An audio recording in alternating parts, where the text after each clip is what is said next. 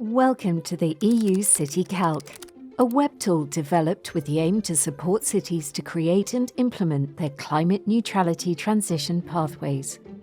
You will be able to perform real-time simulations and, regardless of your level of expertise, access directly the key measures and levers of the low-carbon transition. By following a few steps and selecting from measures like free public transportation, heat pumps in buildings, or urban farming, you can visualize how your city's emissions change and compare them with its climate targets. Here is how. You will start at the Welcome page. Although the EU City Calc tool is in English, here you can select your preferred language and visit the About pages.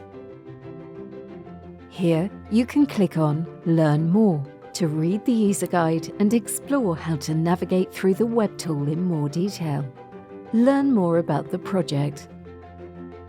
If you want to get more insight about the EU City Calc project, or check our project partners page by clicking on their logo. To directly access the web tool, you must choose a city. The web tool includes two main pages, the dashboard and the pathways page. Both sections allow you to build and compare scenarios and visualize their impact on GHG emissions. Let's have a first look at this dashboard page.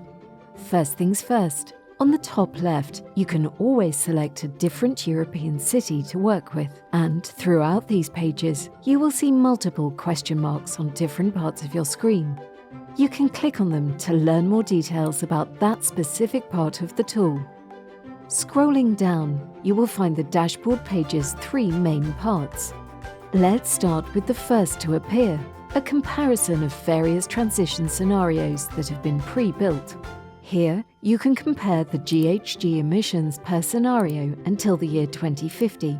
You can also have a closer look at the reduction rate of each scenario by clicking on the different colours that represent higher or lower ambition levels.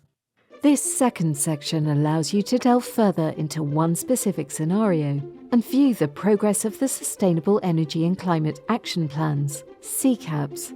You can do that by selecting one of the available scenarios to see the co-benefits and impacts on the total GHG emissions released.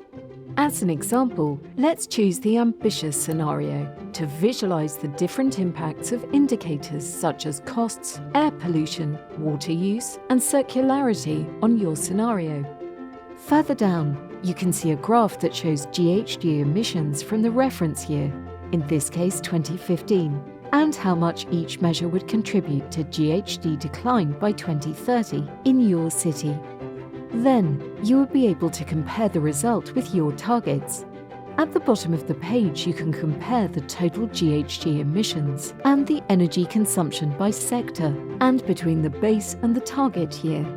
You can also observe the estimated emissions caused by your city's activities outside of your territory. To the right, you can see the share of renewable energy produced in the base year and an expectation based on the transition scenario you have selected.